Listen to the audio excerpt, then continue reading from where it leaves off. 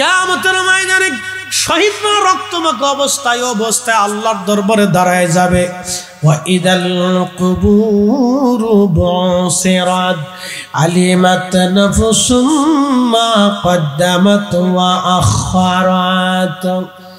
আল্লাহ কুরআনুল কারীমে বললেন সেই দিন কবর উদ্দোলিত হবে, কবর থেকে মানুষ উঠাবে। ওই যে বলেছিলাম আল্লাহ বলেন ফা আহিয়াকুম, তোমাদেরকে জীবন দিলাম, সুম্মা ইউমিতুকুম, আবার তোমাদেরকে মৃত্যু দেব, সুম্মা ইউহয়িকুম, আবার তোমাদেরকে কবরে জিন্দা বানাবো।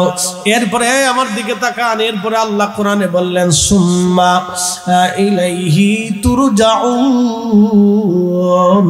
এরপরে তোমরা অতঃপর আমি আল্লাহর কাছে ফিরে আসবে, প্রত্যাবর্তিত হবে, আমি আল্লাহর সামনে তোমরা দাঁড়াবে। সেই বেহেশরের মাঠে, কঠিন হাসরের মাঠের বিচারক, বিচার দিবসের মালিক আমার আল্লাহ, মালিক ইয়াউমিদ্দিন, বিচার দিনের মালিক আল্লাহ। সেই দিন শহীদরা ওই অবস্থায় কবর থেকে উদ্দোলিত হবে, তাদের শরীরে সেই দিন গোশত রক্তমাখা অবস্থায় থাকবে, জায়গা ক্ষত থাকবে, কারো যদি হাত কাটা হয় তাদের হাত কাটা অবস্থায় থাকবে, রক্ত ঝরতে থাকবে। সেই হাসরের ময়দানে কাউকে যদি গুলি করে শহীদ করা হয় তাহলে তার গুলির চিহ্ন থেকে রক্ত বের হতে থাকবে। কাউকে যদি বম্পিং করে হত্যা করা হয় তাহলে ওই অবস্থায় কিয়ামতের ময়দানে আল্লাহর সামনে দাঁড়াবে। আল্লাহ ডাক দেবে, আমার বান্দারা তোদের গায়ে রক্ত কেন, তোদের গায়ে রক্ত কেন রে, তোদের শরীরে এই অবস্থা কেন, তোমাদেরকে কি গোসল দেওয়া হয় নাই? আল্লাহ তো সবই জানে। তারপরে আল্লাহ ডাক দেবে, আমার বান্দারা তোদের গায়ে রক্ত কেন, তোমাদের গায়ে ক্ষত কেন, হাত কাটা মাথা কাটা কেন, কান কাটা চোখ উঠানো কেন, তোমাদের এই অবস্থা কেন? বান্দারা তোমাদের শরীর রক্ত মাখা কেন, তোমাদের কি গোসল দেওয়া হয় নাই? শহীদরা ডাক দেবে, ইয়া রাব্বি, তোমার খোদা তোমার জমিনে তোমার হুকুমত কায়েমের জন্য, ইসলামের জন্য, তোমার কালেমার জন্য, ইমানের জন্য সেই দিন আমাদেরকে হত্যা করা হয়েছিল, আমাদেরকে সেই দিন শহীদ করা হয়েছিল। আল্লাহ আমাদেরকে গোসল করার সময় হয় নাই। সেই দিন শহীদরা বলবে, রব্বুল আলামিন আমাদেরকে দুনিয়াতে গোসল দেওয়ানোর সময় হয় নাই, বিনা গোসলে আমাদেরকে দাফন করে দিয়েছে রব্বি। আল্লাহ ডাক দিবে, হে শহীদরা, আজকে তোমরা রক্তমাখা অবস্থায় আমার সামনে দাঁড়াইছ, যাও আমার কালেমার জন্য, ইমানের জন্য তোমরা শহীদ হয়েছিল। আমার শহীদরা, আমি আল্লাহ আজকে তোমাদেরকে কোনো কিছু জিজ্ঞাসা করব না, তোমাদেরকে পানির কথা জিজ্ঞাসা করব না, নামাজের কথা জিজ্ঞাসা করব না, রোজার কথা জিজ্ঞাসা করব না, হজের কথা জিজ্ঞাসা করব না, বাবা মার খেদমতের কথা জিজ্ঞাসা করব না, লেনদেনের কথা জিজ্ঞাসা করব না, তোমার জীবনের হালাল হারামের কথা জিজ্ঞাসা করব না, তোমার জীবনের ইনকাম রুটি রুজির কথা জিজ্ঞাসা করব না, তোমার সন্তান সন্ততির জিজ্ঞাসা করব না, তোমার স্ত্রী পরিজনের জিজ্ঞাসা করব না, তোমার দেশের জন্ম তোমার এলাকার কথা জিজ্ঞাসা করব না। আমি রব্বুল আলামিন আজকে তোমরা শহীদদেরকে বিনা হিসাবে আমি আল্লাহ জান্নাত দিয়ে দিলাম। না না, একসাথে জোরে বলেন আল্লাহু আকবার। কুরআনুল কারীম আল্লাহ বললেন, ওয়ালা তাহসাবান্নাল্লাযীনা কুতিলু ফি সাবিলিল্লাহি আমওয়াত, আল্লাহর পথে যেন মৃত্যুবরণ করে তোমরা, বাল আহইয়া, তোমরা তাদেরকে মরা মনে করিও না, বাল আহইয়া, তারা জিন্দা জিন্দা জিন্দা জিন্দা। চিৎকার মেরে জোরে বলেন আল্লাহু আকবার। এ মুসলমান, আল্লামা ইমাম সুয়ুতি রাহিমাহুল্লাহ খাসাইসুল কুবরার ভিতরে তিনি লিখতেছেন, হযরত জাফর রাদিয়াল্লাহু আনহু মুতার যুদ্ধে তিনি শহীদ হয়েছিলেন। জাফর ছিলেন হযরত আলী রাদিয়াল্লাহু আনহুর আপন ভাই, নবীজির আপন চাচাতো ভাই ছিলেন হযরত জাফর মুতার যুদ্ধে শহীদ হতে হলেন। জাফরের প্রথমে সেনাপতি ছিলেন জাহিদ বিন হারেসা। জাহিদ শহীদ হওয়ার পরে ডাক দিলেন, জাফর তুমি কোথায়? আমার পরেই কালেমার পতাকা তোমার হাতে নবী ধরতে বলেছেন। জাফর আমি শহীদ হতে যাচ্ছি, তুমি কালেমার পতাকা তাড়াতাড়ি ধরো। হযরত জাফর দৌড়ে যায় হযরত যায়েদ থেকে কালেমার পতাকা নিলেন। তিনি 2 লক্ষ কাফের রোমান সৈন্যদের মধ্যে ভিড়ে ঢুকে গেলেন। একা একা 2 লক্ষ কাফেরের সাথে যুদ্ধ করতেছিলেন একা। একসাথে বলবেন আল্লাহু আকবার। না না না, আরো জোরে বলেন আল্লাহু আকবার। চিৎকার মেরে জোরে বলেন ইয়া রাসূলুল্লাহ। আমরা কুত্তা দেখে ডরাই, আমরা যোগ দেখে ডরাই, আমরা সাপ দেখে ডরাই, আর তারা 2 লক্ষ কাফেরের সামনে মাথা নত না করে সেই দিন হযরত জাফর জিহাদ করতেছিলেন। যুদ্ধের এমন প্রচন্ড পর্যায়ে কাফেররা তার সাথে না পারে, তার ডান হাতে কালেমার পতাকা ছিল, বাম হাত দিয়ে তলোয়ার চালাইতেছিলেন তিনি। একইভাবে 2 হাত দিয়ে তারা তলোয়ার চালাইতে পারতেন। 1 হাত দিয়ে তলোয়ার চালাচ্ছিলেন, আর 1 হাত দিয়ে কালেমার পতাকা ধরেছিলেন। কাফেররা ডান হাত বরাবর তলোয়ারে আঘাত করলো। ডান হাত বরাবর তলোয়ারে আঘাত করার পরে ডান হাতটা কেটে চলে গেল। হযরত জাফর রাদিয়াল্লাহু আনহু হাতের মায়া করে নাই। তেনার একটাই উদ্দেশ্য, আজকে আমি শহীদ হয়ে যাব, কিন্তু আমার রাসূলের দেওয়া কালেমার পতাকা জমিনে পড়তে দেব না। একসাথে বলেন আল্লাহু আকবার। আজকে নবীর দেওয়া কালেমার পতাকা জমিনে পড়তে দেব না, আমি শহীদ হয়ে যাব, জমিনে কালেমার পতাকা পড়তে দেব না। হযরত জাফর রাদিয়াল্লাহু তাআলা আনহু তিনি বাম হাত দিয়ে কালেমার পতাকা ধরে 1 হাত দিয়ে লড়াই করতেছিলেন। কাফেররা বাম হাত বরাবর তলোয়ারে আঘাত করলো, বাম হাত কেটে জমিনে পড়ে গেল। কিন্তু জাফর রাদিয়াল্লাহু আনহু কামড় দিয়ে কালেমার পতাকা চেপে ধরলেন। ওনার উদ্দেশ্য, কালেমার পতাকা জমিনে পড়তে দেব না। কাফেররা তার পিঠ এবং বুকের উপরে বর্ষার আঘাত করতে লাগলো। হযরত জাফর দুনিয়ার মধ্যে জমিনের উপরে পড়ে গেলেন, ঠিক আছে, কিন্তু কালেমার পতাকা কামড় দিয়ে চেপ দিয়ে ধরে বুকের উপরে কালেমার পতাকা ধরে রেখে দিয়েছিলেন, মাটিতে পড়তে দেয় নাই। তারা মুজাহিদ, তারা মুজাহিদ, তারা শহীদ, তারা সাহাবী, সাহাবী। চিৎকার মেরে বলেন আল্লাহু আকবার। তারা সাহাবী, সাহাবী, তারা সাহাবী। জমিনে কালেমার পতাকা পড়তে দেন নাই জাফর। আল্লাহর কাছে দৃশ্যটা এতই ভালো লাগলো, আমার নবীজি ডাক দিয়ে বলেন, সাহাবীরা রে, আমার জাফরের এই প্রেম দেখে আমার রব, আমার আল্লাহ জাফরের 2টা হাতের বদৌলতে আমার আল্লাহ তার 2টা পাখা বানায় দিয়েছে। আমার জাফর तमाम সৃষ্টি 8টা জান্নাতের যেখানে খুশি সেখানে আমার জাফর উড়ে উড়ে ঘুরে ঘুরে বেড়ায়।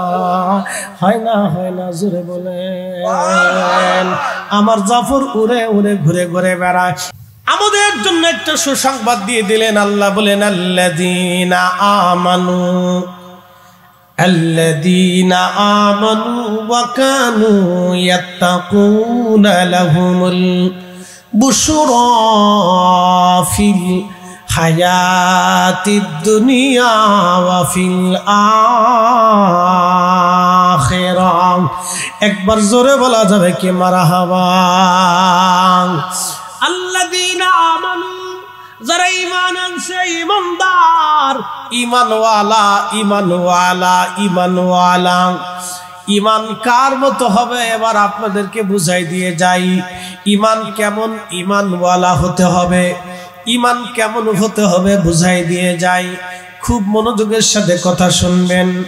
ঈমান আনতে হবে হযরতে খাজা বাবা আজমিরি রাহমাতুল্লাহ আলাইহির মতো। কারণ খাজা বাবা আজমিরি যেই ঈমানে আনা সাগরের পানি একটা লোটার ভিতরে এনেছিলেন, ওই ঈমান আমাদেরও নিতে হবে। এসে হলো কেন, জোরে বলেন। ঈমান আনতে হবে শাহজালাল ইয়ামানি মুজাররিদি রাহমাতুল্লাহ আলাইহির মতো। কারণ যেই মানে শাহজালাল ইয়ামানি মুজাররিদি রাহমাতুল্লাহ আলাইহি নদীর উপরে যায় নামাজ বিছাইয়া নদী পার হয়েছিলেন, সেই দিন পানির সাহস হয় নাই। শাহজালাল ইয়ামানি মুজাররিদির যায় নামাজ পানির ভিতরে ডুবাই দিতে পানির সাহস হয় না। কথা কর না কেন, জোরে বলো। পানির সাহস হয় নাই। জায়নামাজ শাহজালাল আমিনের জায়নামাজ পানির মধ্যে ডুবাই দিবে, সেই দিন যদি শাহজালাল আমিনের জায়নামাজ পানিতে ডুবে যাইতো, আজকের ফরিদি সাহেবের মাথায় পাগড়ি হতো না, আজকের মাহফিল হতো না, ইরফানিয়া দরবারের পীর সাহেব হতো না, আজকে হতো। যেই বেটা হুজুর বলল খাজা বাবা ভুয়া, খাজা বাবা আজমিরি যদি সেই দিন আনা সাগরের পানি একটা লোটার ভিতরে আনতে না পারত, আজমির থেকে সেই দিন যদি মাটির ধোলা যদি পানি পথে নিক্ষেপ করতে না পারত, তাহলে যেই বেটা খাজা বাবাকে আজকে ভুয়া বলতেছে, যেই মৌলবী। প্রিয় উপস্থিতি, এর অর্থ হচ্ছে আল্লাহর ওলিরা যে ঈমানে ঘুমিয়ে গেছে, সেই ঈমানটা আমাদের দরকার, সেই আকীদা, সেই বিশ্বাস আমাদের দরকার। কথা ঠিক কিনা? আচ্ছা, আপনি এখন মুসলমান, আপনি কি মুসলমান? সনাতনীরা বিশ্বাস করে আবার আসিব ফিরে, এই আমার দিকে তাকাবেন, আবার আসিব ফিরে ধানসির তীরে নবান্নে বাংলায়, হয়তো শালিকের বেশে। বুঝেন নাই? বুঝাইতেছি। কবি জীবনানন্দ দাশ, কবি জীবনানন্দ দাশ তিনি লিখেছেন, আবার আসিব ফিরে ধানসির তীরে নবান্নে এ বাংলায়, হয়তো শালিকের বেশে।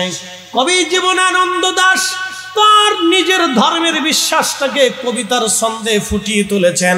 যেমন মুসলমান কবি গোলাম মুস্তফা তিনি লিখেছেন, গোলাম মুস্তফা তিনি কবি গোলাম মুস্তফা তিনি লিখেছেন, এবং কাজী নজরুল ইসলাম তিনি মুসলমান কবি লিখেছেন।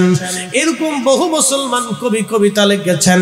মহাকবি হাফিজ কবিতা লিখেছেন, শেখ সাদি রহমাতুল্লাহ আলাইহি কবিতা লিখেছেন, আল্লামা ডক্টর ইকবাল রহিমাহুল্লাহ কবিতা লিখেছেন।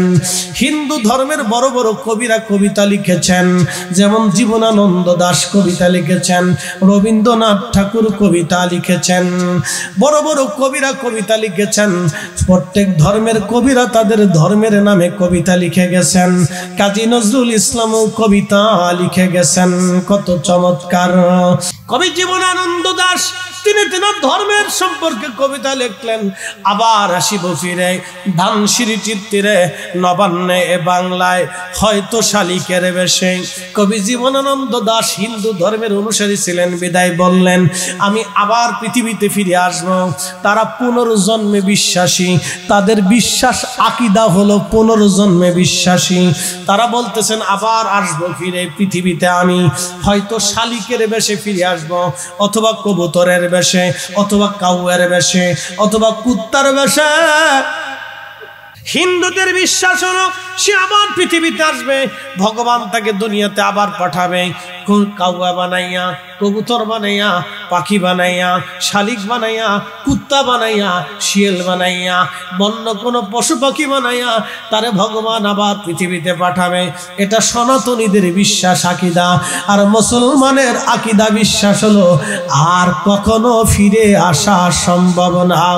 আল্লাহ কুরআনুল কারীমের ভিতরে আল্লাহ বললেন, কাইফা তাকফুরুনা বিল্লাহি ওয়া কুনতুম আমওয়াতা, কি করে তোমরা আমি আল্লাহকে অস্বীকার করো, অথচ তুমি নির্জীব ছিলে, নিষ্প্রাণ ছিলে, দেহহীন ছিলে, অস্তিত্বহীন ছিলে। আমার বয়স 40-42 বছর আগে পৃথিবীতে আমার কোনো অস্তিত্ব ছিল না, নাম নিশানা ছিল না, বংশ পরিচয় ছিল না, আমি কার সন্তান, কি নাম কি ধাম, আমার কিছুই ছিল না। আজকে এই পরিচয় আল্লাহ দিয়েছেন, মা আল্লাহ দিয়েছেন, বাবা আল্লাহ দিয়েছেন, জীবন আল্লাহ দিয়েছেন, ফরিদি সাহেবের পরিচয় আল্লাহ নিজে করিয়ে দিয়েছেন। কথা কন না কেন? তো খুব মনোযোগ দিবেন। হুজুরের বয়স 80 বছর, 85 বছর আগে পৃথিবীতে ওনার কোনো অস্তিত্ব ছিল না। অস্তিত্ব জেনে দিলেন তিনি আল্লাহ, আমার রব, আমার আল্লাহ। আল্লাহ এই জন্য আল্লাহ বললেন, কাইফা তাকফুরুনা বিল্লাহ, কি করে তোমরা আমি আল্লাহকে অস্বীকার করো, আমার আইনকে অমান্য করো, আমার হুকুমকে তোমরা অমান্য করো। আমি হালাল খাইতে বলছি, কেন তুমি হারাম খাও? আমি সুদ নিষেধ করেছি, কেন তুমি সুদ খাও? আমি ঘুষ নিষেধ করেছি, কেন তুমি ঘুষ খাও? আমি অন্যের জমি দখল করতে নিষেধ করেছি, তারপরও কেন অন্যের সম্পদ খাওয়ার চিন্তা করো? এ বান্দা, তোমাকে যেটা নিষেধ করলাম তুমি সেটা কেন ছাড়ো না? আল্লাহ ডাক দিলেন, তুমি নির্জীব ছিলে, নিষ্প্রাণ ছিলে, ফাআহিয়াকুম, এরপরে আমি তোমার জীবন দিয়ে দিলাম, সুম্মা ইউমীতুকুম, এরপরে তোমার মৃত্যু আমি আল্লাহ আবার দিয়ে দেব, সুম্মা ইউহয়িকুম, আবার তোমার আমি জিন্দা বানাবো। চিৎকার মেরে জোরে বলেন মারহাবা। প্রিয় উপস্থিতি হাজিরিন, মনোযোগের সাথে কথাগুলি শুনে যাবেন। আজ আল্লাহর নবীজি স্বপ্নে আসলেন। উসমান গনি জিন্নুরাইন রাদিয়াল্লাহু আনহু স্বপ্ন দেখে রহমতের নবীজি তশরিফ গ্রহণ করেছেন। উসমান জিন্নুরাইন নবীজিকে সালাম দিলেন। আল্লাহর নবী সালামের জবাব দিয়ে বলেন, উসমান কেমন আছো? উসমান ডেকে বলেন, ইয়া রাসূলুল্লাহ, ইয়া হাবিবাল্লাহ, দুনিয়ার জঞ্জালের ভিতরে তেমন ভালো নাই। উসমান, তুমি কি চলে আসবে না দুনিয়াতে আরো কিছুদিন থাকতে চাও? আল্লাহু আকবার। না না, জোরে বলেন। আমাদের নবী আছে না নাই? আসেনি। রাসূল থাকবে সেটা বলে দিয়ে গেছে হাদিসে সহিহ বুখারীতে কিতাবুর রুইয়াতে। নবী বলেছেন, মান রাআনি ফিল মানামি ফাকাদ রাআল হক। উম্মত কিয়ামত পর্যন্ত আমাকে স্বপ্ন দেখবা। স্বপ্ন যদি দেখো, বাস্তবেই আমি নবী দেখবা। আমি নবী স্বপ্নে তোমাদের কাছে আসব। আমি নবী নিজে আসব, ছবি আসব না। আমি নবী নিজে আসব, ছবি আসব না। আমি নবী নিজে আসব রে, ছবি আসব না। চিৎকার মেরে জোরে বলেন না ইয়া রাসূলুল্লাহ। আল্লাহ রাসূল হযরত উসমান রাদিয়াল্লাহু আনহুকে স্বপ্নে এসে বলতেছে, উসমান, দুনিয়া থেকে তুমি থাকবে না, চলে আসবে। উসমান গনি জিন্নুরাইন বললেন, ইয়া রাসূলুল্লাহ, দুনিয়ার জঞ্জাল আর ভালো লাগে না, আমি আর দুনিয়াতে থাকবো না, নবীজি আমি চলে আসবো। আল্লাহর নবী ডাক দিলেন, উসমান, তুমি তো রোজা আছো। উনি প্রত্যেক দিন রোজা থাকতেন। মারহাবা খান। উসমান, তুমি তো রোজা আছো, আজকে চলে আসো, আজকে চলে আসো। তুমি আর আমি দুইজনে আল্লাহর বেহেশতের ভিতরে একসাথে ইফতার করব। না না, যদি জোরে আল্লাহু আকবার না কন তাহলে বুঝবো আপনি কিপটিয়া। একসাথে জোরে বলেন আল্লাহু আকবার। হাত উঁচা করে বলেন, নবী আসে না না? জোরে বলেন, আসেনি।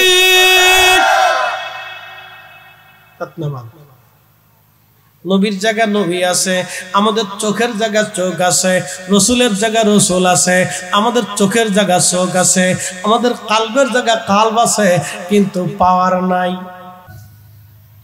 হযরত উসমান গনিকে নবীজি বলেন, উসমান, তাহলে চলে আসো, আমি আর তুমি দুইজন একসাথে জান্নাতুল ফেরদাউসে আজকে ইফতার করব। মারহাবা খান।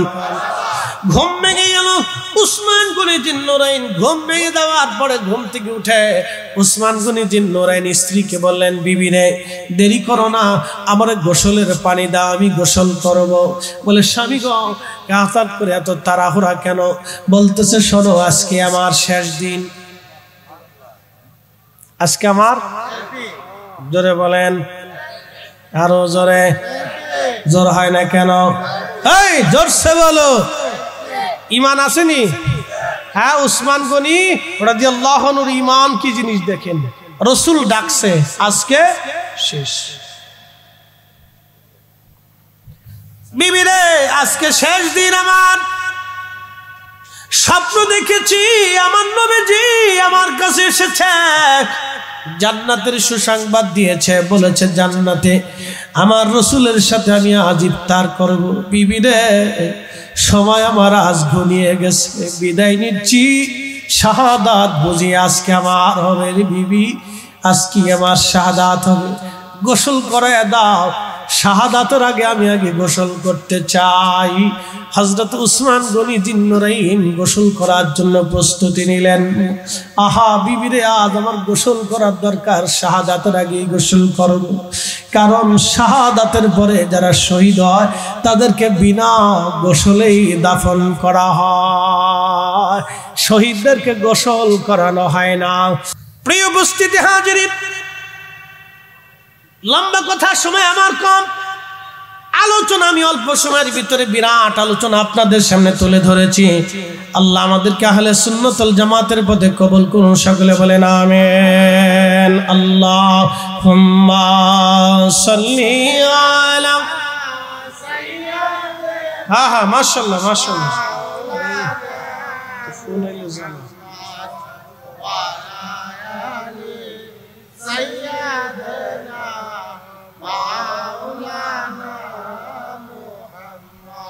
তুমি আল্লাহর প্যারা হাবিব,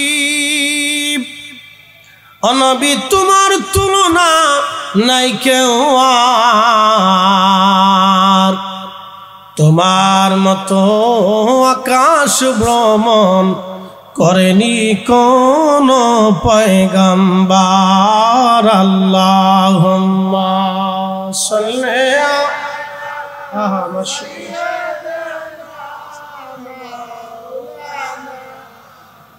মুহাম্মদ ওয়া আলা আলি সাইয়্যিদিনা।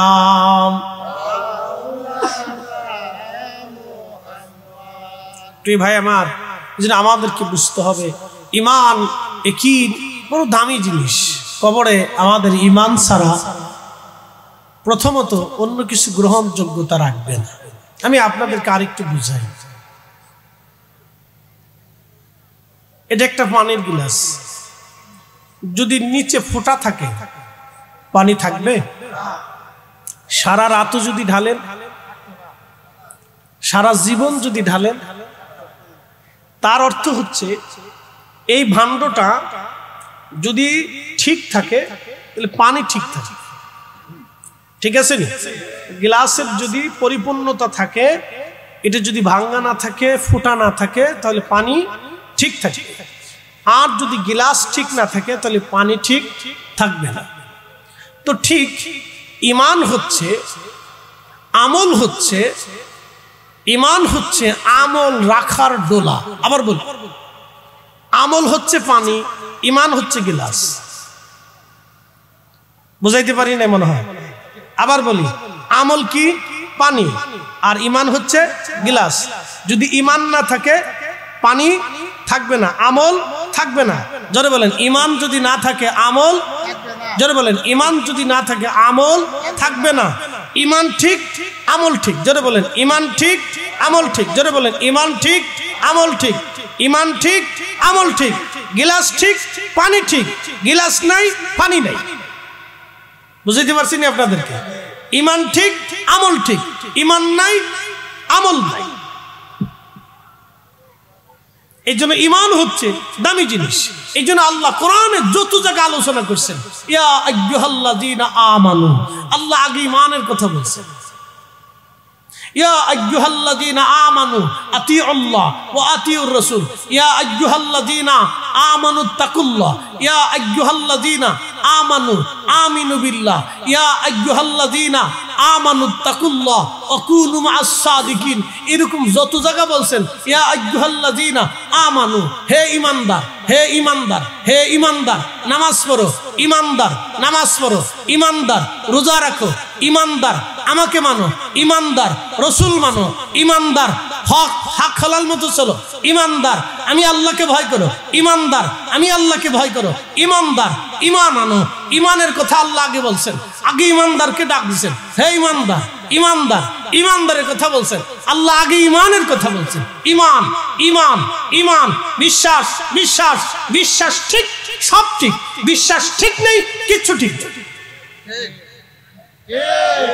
বিশ্বাস ঠিক, সব ঠিক। বিশ্বাস ঠিক নেই, কিচ্ছু ঠিক। যেন ঈমান দামি জিনিস। আপনাদেরকে মুখতাসার বুঝাইলাম। আল্লাহ আমাদেরকে ঈমান বুঝার তৌফিক দিক, বলে না আমিন। আমরা যেন ঈমান বুঝি। ঈমান দামি জিনিস। ঈমান ঠিক, আমল ঠিক। ঈমান ঠিক নেই, আমল ঠিক নেই, যত হাজার বছর আমল করেন কাজ হবে না। আমি আরেকটু বুঝি। চিন্তা করলেন ফরিদি হুজুরের ওয়াজ বলা চমৎকার ওয়াজ করছে, তো আজকে সারা রাত্রে নামাজ ছাড়তাম না। বাড়ি গেলেন, মসজিদে ঢুকলেন, সুন্দর জুব্বা গায়ে দিলেন, ফাগরি মাথায় দিলেন, জায়নামাজ দিলেন, আতর দিলেন, সেন্ট দিলেন, সুন্দর করে খাইলেন, চাটা খাইলেন, যাইয়া সুন্দর করে নামাজে দাঁড়াইলেন, সারা রাত নামাজ পড়লেন, কোরআন পড়লেন, জিকির করলেন, ফজর পড়লেন, ওযু নাই।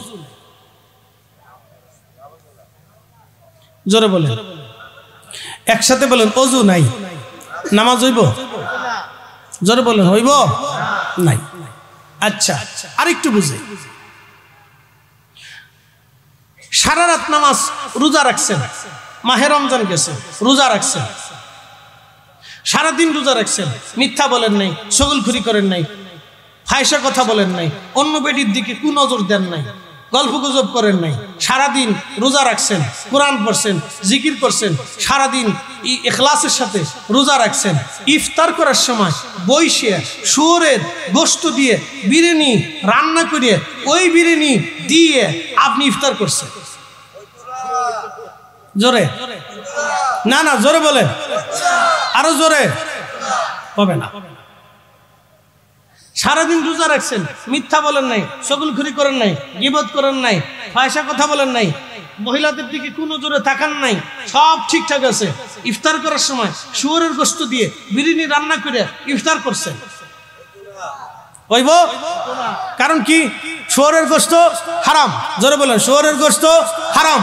যদি শুয়োরের গোশত হারাম হওয়ার কারণে এটা দিয়ে ইফতার করলে যদি রোজা না হয়, তাহলে সুদের টাকা আর ঘুষের টাকা অন্যের টাকা মেরে দেয়া, এই টাকা দিয়ে খেজুর কিনে খেজুর দিয়ে ইফতার করলে রোজা হবে? একসাথে বলেন, না না জোরে বলেন। হ্যাঁ, আমল শিখে দিই।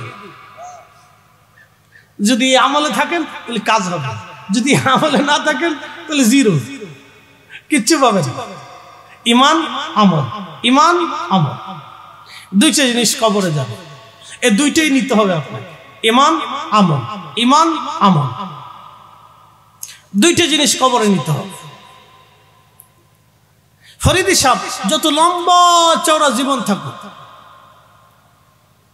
বসুন্ধরা কোম্পানির 1000 কোটি টাকা থাকুক, বেক্সিমকো কোম্পানির 1000 কোটি টাকা থাকুক, যমুনা কোম্পানির 1000 কোটি টাকা থাকুক, স্কয়ার কোম্পানির 1000 কোটি টাকা থাকুক, যত বড় বড় কোম্পানি 1000 কোটি টাকা থাকুক, বড় বড় কোম্পানির মালিক মারা যাওয়ার পরে কাফনের চাইতে আর বেশি কিছু নিতে পারে? জোরে বলে, শুধু সাদা 3 টুকরা। পুরুষের জন্য কয় টুকরা? 3 টুকরা। নারীর জন্য কয় টুকরা? 5 টুকরা। এর বেশি বরাদ্দ শেষ। মাত্র 3 টুকরা সাদা মার্কিন কাপড়, এর বেশি পাবেন না। 1000 কোটি টাকা থাকুক, কাজ হবে না। মাত্র 3 টুকরা। যদি বিশ্বাস করেন তাহলে জমি নিয়ে ফাড়াফাড়ি করবেন, কারাকারি করবেন, অন্যের টাকা মেরে খাওয়ার দান্দা করবেন। এই চিন্তা মাথার থেকে সরাই দেন। কথা ক্লিয়ার আমার? আবার বুঝাইতেছি আপনাদের। আমি মারা যাওয়ার পরে আমার কবর 3.5 হাত না 12.5 হাত? হুজুর মারা যাওয়ার পরে চিন্তা করলেন, হুজুর আপনার হিসাব ছিল, আরে হুজুর খুব আদর করতো, হুজুরে খুব ভালোবাসতাম, তো হুজুর যেহেতু মারা গেছে, জমি জমা মোটামুটি খারাপ নাই, ভালোই আছে, আর আমরা হুজুরের ভক্ত মুরিদ আছি, তাহলে হুজুরের কবর আমরা 3.5 হাত বানাই দিই। কয় হাত? আরবের শেখরা মরে যায়, কয় হাত?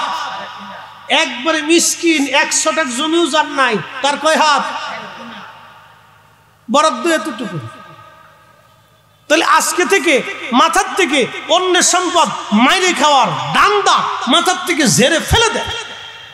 এটা অন্তরের মাথার ভিতরে ঢুকাবেনই না, এই চিন্তা অন্তরের ভিতরে আনবেনই না। শেষ। এই চিন্তা অন্তরের ভিতরে ঢুকাবেনই না যে অন্যের সম্পদ মাইরে খাবো, অন্যের টাকা মাইরে খাবো, অন্যের রিজিক মাইরে খাবো। এই চিন্তা অন্তরের ভিতরে আনবেনই না। বা শেষ। এটার কবর দিয়ে দেন, মাটির সাথে দাফন করে দেন। যে এই চিন্তার মাথাটা আনবই না, অন্যের সম্পদ মাইরে খাবই না, চুরি ডাকাতি করবই না, রাহাজানি করবই না, অন্যের হক মেরে দেব না। চিন্তা অন্তর থেকে একবারে জেনে ফেলে শেষ করে দেন, মাটির সাথে দাফন করে দেন। কারণ কাফন ছাড়া, 3 টুকরা ছাড়া 60 টুকরা বরাদ্দ হবে না, 3.5 হাত ছাড়া 1 ইঞ্চি বেশি হবে না। তো যদি তাই হয় তাহলে একবারে জীবন থেকে ওই বাজে জিনিস ছেড়ে দেয়। শেষ। ইমান আমল, ইমান আমল, দুইটা জিনিস নিয়ে কবরে যেতে হবে, এর বাহিরে আর কোনো সুযোগ নেই। কি হুকারি বন্ধ।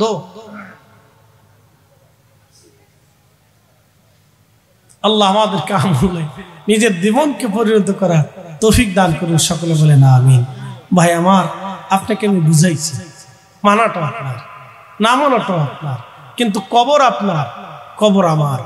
যার কবরে তাকেই জবাবদিহিতা করতে হবে। আপনার কবরে আপনার প্রতিবেশী যে দাঁড়ায়া জবাব দিতে পারবেন, আমার কবরে আপনি এসে দাঁড়াইয়া জবাব দিতে পারবেন না। যার জবাবদিহিতা তার কাছে। কিয়ামতের ময়দানে সন্তানের জন্য আপনাকে জবাবদিহিতা করা হবে না যে তোমার সন্তান নামাজ কেন পড়ে নাই, তুমি জবাব দিয়ে যাও। না, আপনার সন্তান নামাজ পড়েন নাই, তার জবাব তাকে দিতে হবে। আপনি নামাজ পড়েন নাই, আপনার জবাব আপনাকে বহন করতে হবে। যার যার প্রশ্নে তাকে তাকে উত্তর দিতে হবে। অতএব নিজেকে তৈরি করে যান, সে আল্লাহর দরবারে আমরা ফিরে যাব, আল্লাহর কাছে চলে যাব। ওয়া ইন্না ইলাইহি রাজিউন, আমরা আবার ওনার কাছে ফিরে চলে যাব। ওনার কাছ থেকে আসছিলাম, ওনার কাছে ফিরে চলে যাব। যদি বিশ্বাস ইয়াকিন করেই থাকেন, তাহলে জীবন থেকে সব ওই 2 নম্বরই ঝেড়ে ফেলে দেন।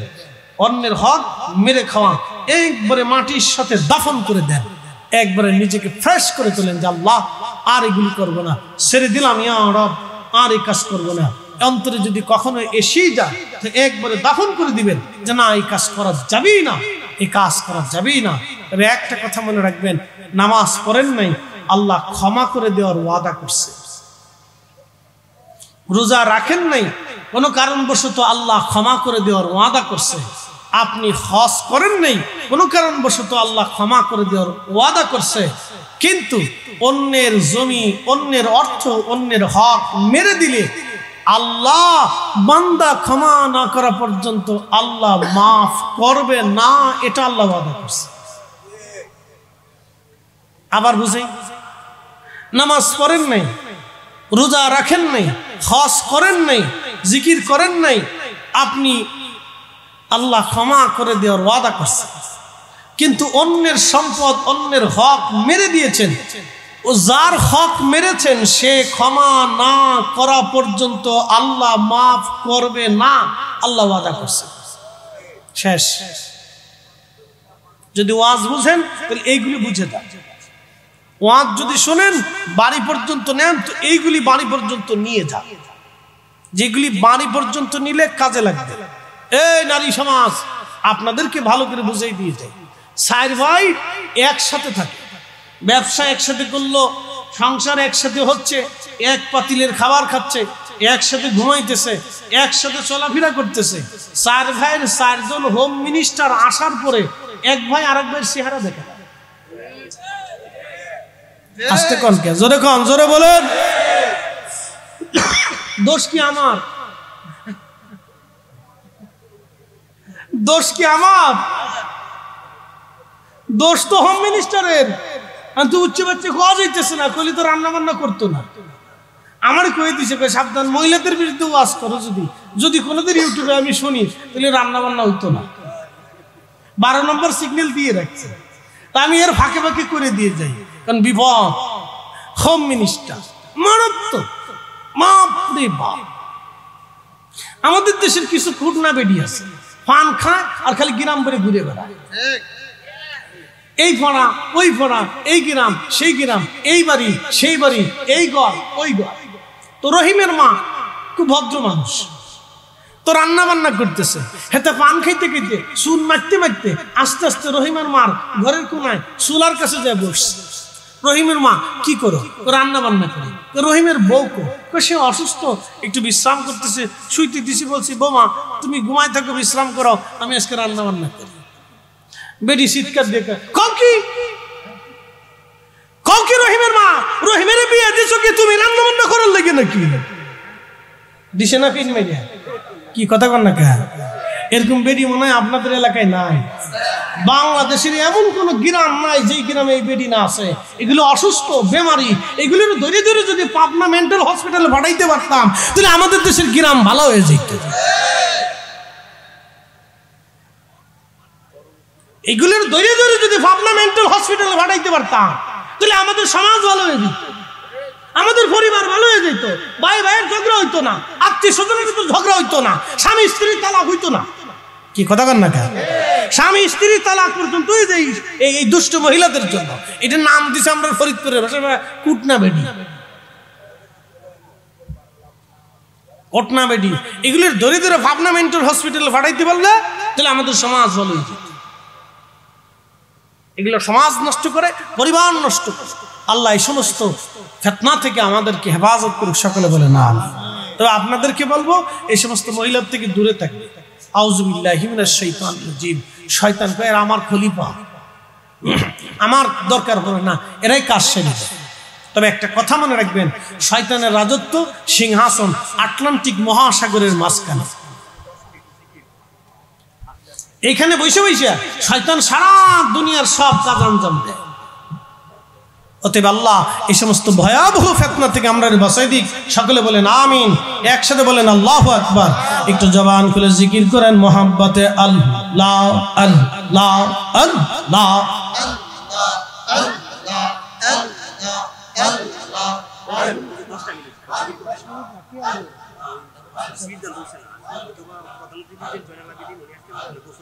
জনালাবিদিন ভাই তো 12টায় লেখা নেই, জানাবে আর কি অনেকখানি একটু সমস্যা চলছে।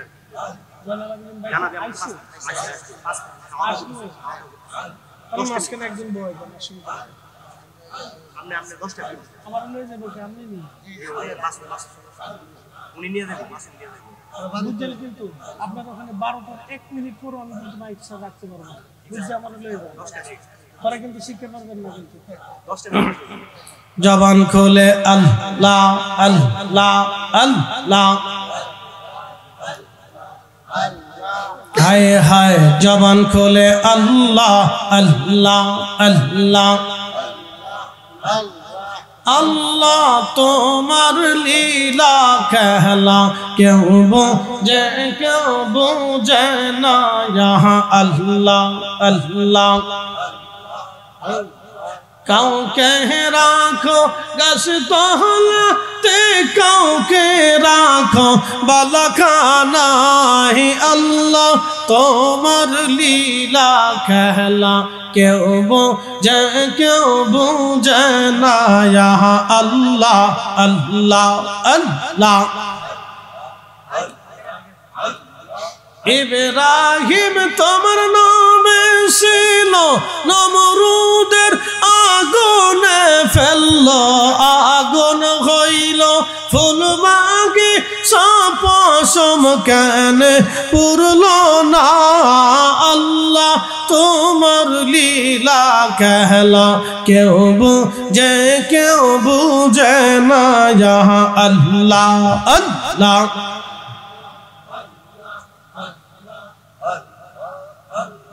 কাউকে রাখো গাছ তলাতে, কাউকে রাখো বালাখানায়।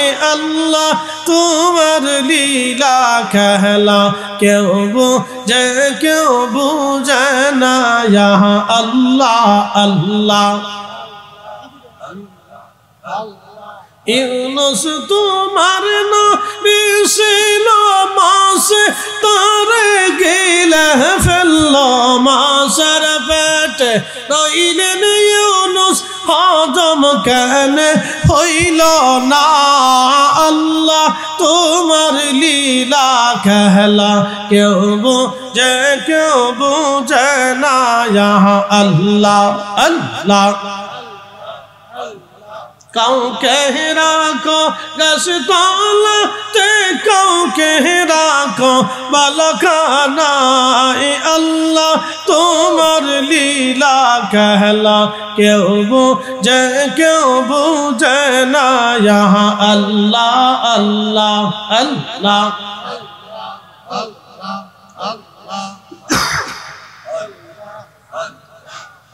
বোঝ পাগলা রে ডুবলো বেলা, দেখনা চাহিয়া। আল্লাহ আল্লাহ।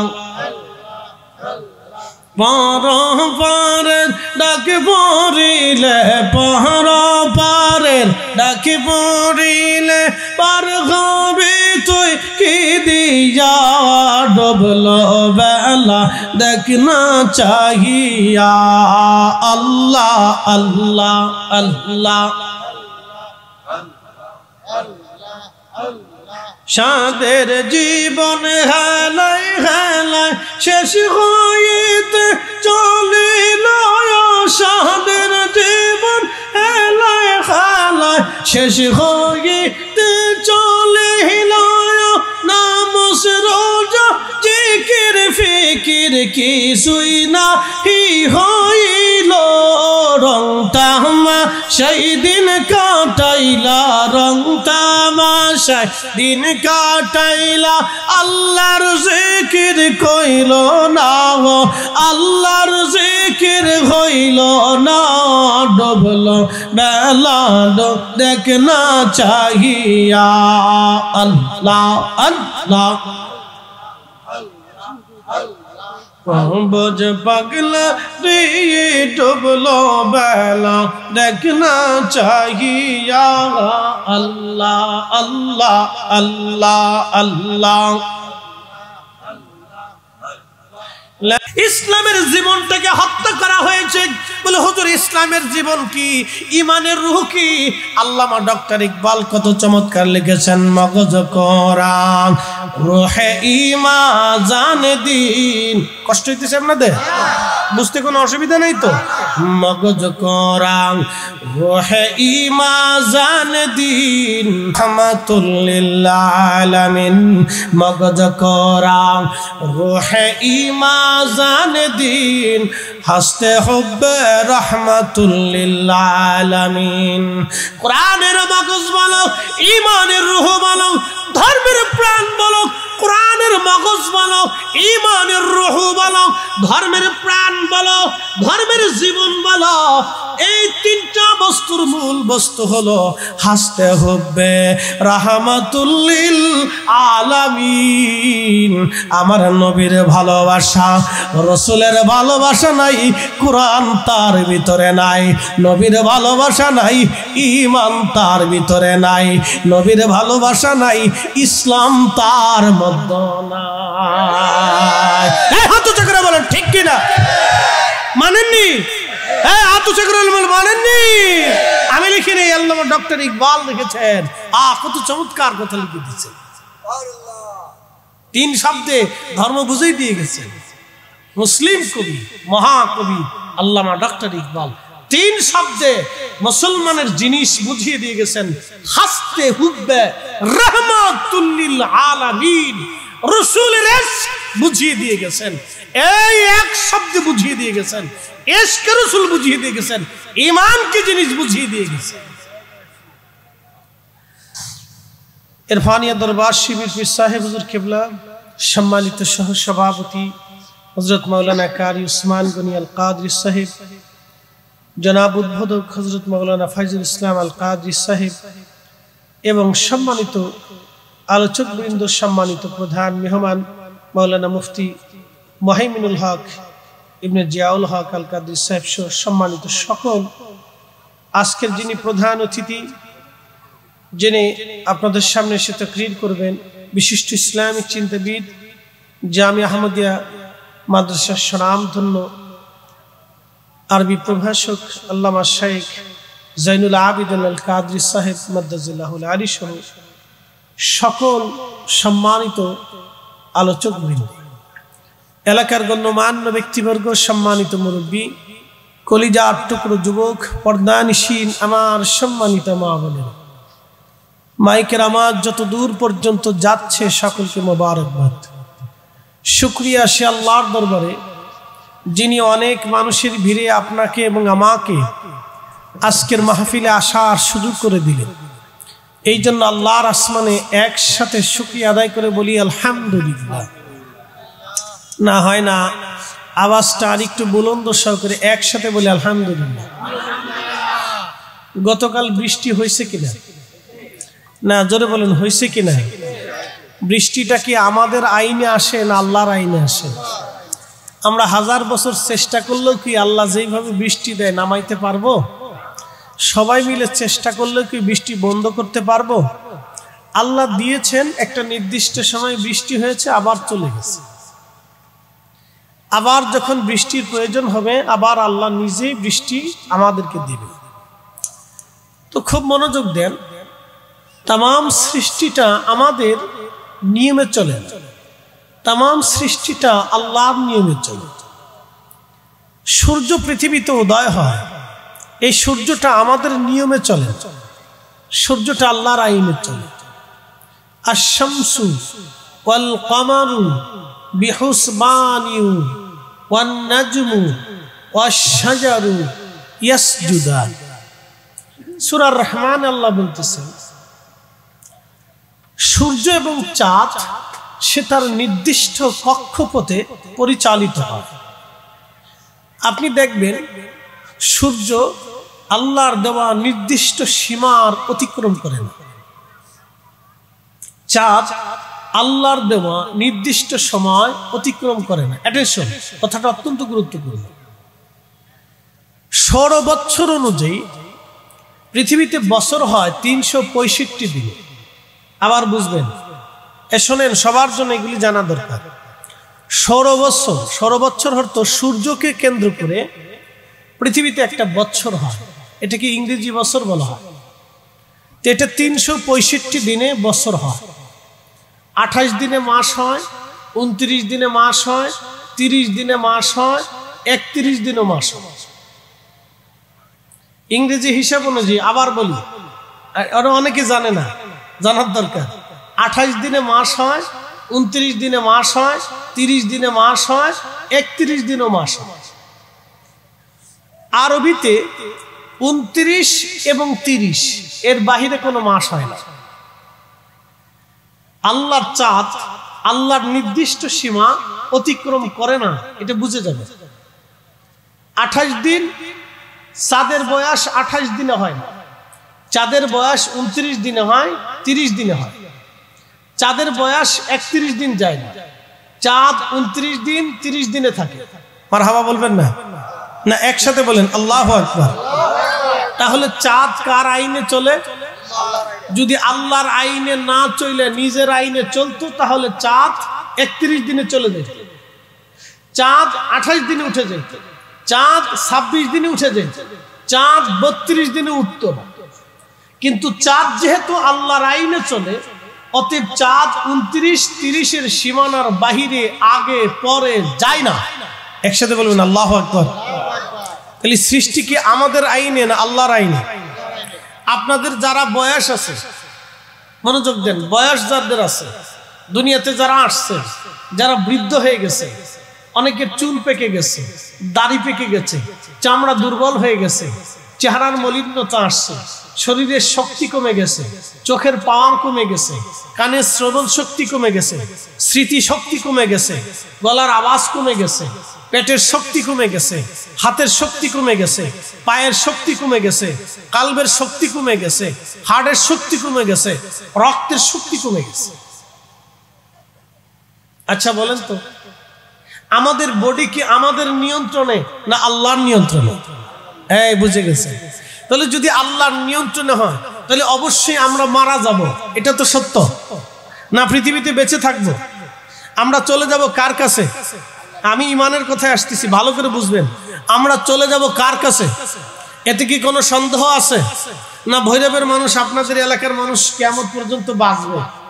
যদি কোনো সিস্টেম থাকতো যে আজরাইলরে বুঝাই সোজাই টাকা পয়সা দিয়ে মিষ্টি মুষ্টি খাওয়া দাওয়াত টদ করিয়া বন্ধুত্ব পাতাইয়া যদি আজরাইল থেকে বাঁচার কোনো রাস্তা হইতো, তাহলে আগে আমাদের প্রধান উপদেষ্টা ডক্টর ইউনূস সুযোগ তালাশ করতো, ট্রাম্পে তালাশ করতো, পুতিনে তালাশ করতো, শি জিনপিংয়ে তালাশ করতো, বড় বড় বিজ্ঞানীরা খুঁজতো, সৌদির বাদশা খুঁজে নিত। কিন্তু আজরাইলরে বোঝাই সোজা অর্থ করে দিয়া টাকা পয়সা দিয়ে দুনিয়াতে বাইসে থাকার কোনো সিস্টেম নাই। আর যদি আজরাইলরে সিস্টেম করে বোঝানোর সুযোগ থাকতো তাহলে বাঙালিরা ফার্স্ট থাকতো। বাঙালিরা এমন এক জাতি, এটা খালি সুযোগ তালাশ করে যে সুযোগ আছে কিনা। কি কথা বললাম? কোন সুযোগ আছে কি? তাহলে সারা পৃথিবীতে বাঙালিরা ফার্স্ট। যে কোন রাস্তা, কোন সিস্টেম, কোন সুযোগ আছে কিনা যে আজরাইলকে বুঝাই সুঝাইয়া টাকা পয়সা দিয়ে ম্যানেজ করার যদি কোনো মাধ্যম যদি থাকতো, তাহলে বাঙালিদের মতো আর কেউ পারত না, এ বাঙালিরা ফাঁস থাকতো। কিন্তু এই সুযোগ টুযোগ নাই, চলে যাব কার কাছে? আল্লাহর কাছে। কোরআনের একাত আল্লাহ বাস করলেন, قل إن الموت الذي تفرون منه فإنه ملاقيكم।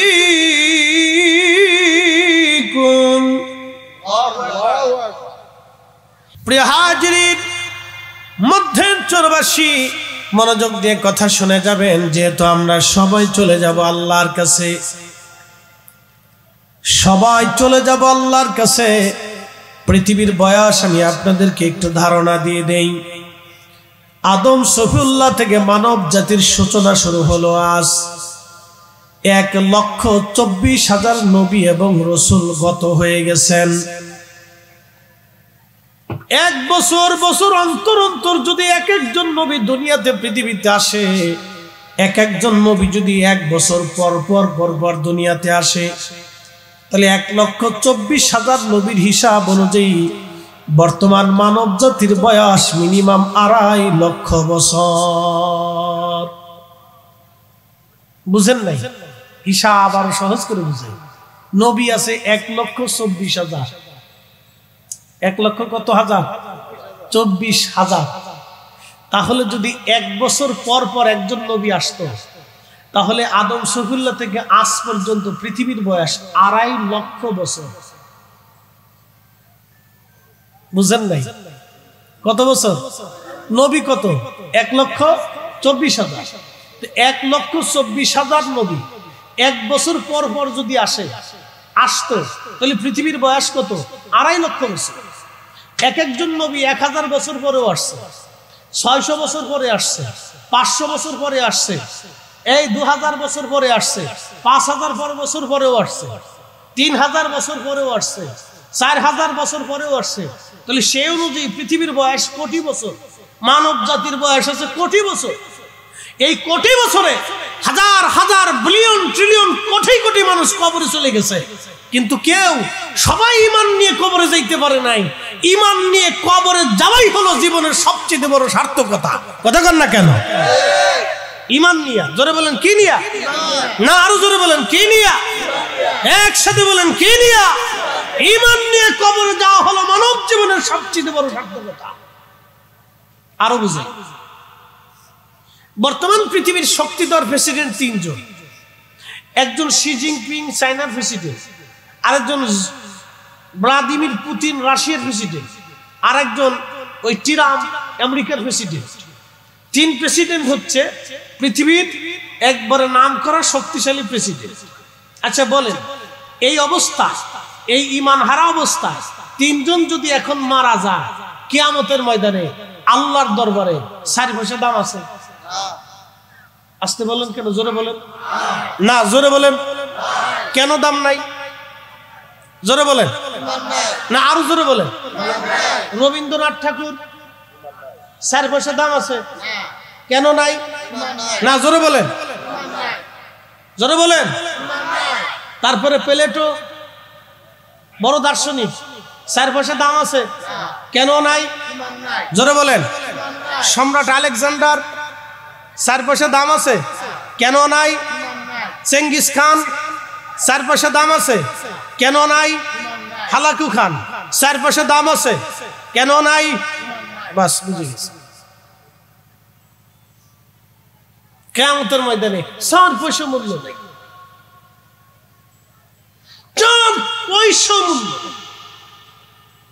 বস্ত্রহীন হয়ে উলঙ্গ হয়ে হাসরের ময়দানে পড়ে থাকবে, কেউ জিজ্ঞাসাও করবে না।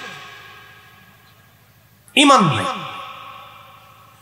কিন্তু রব্বুল আলামিন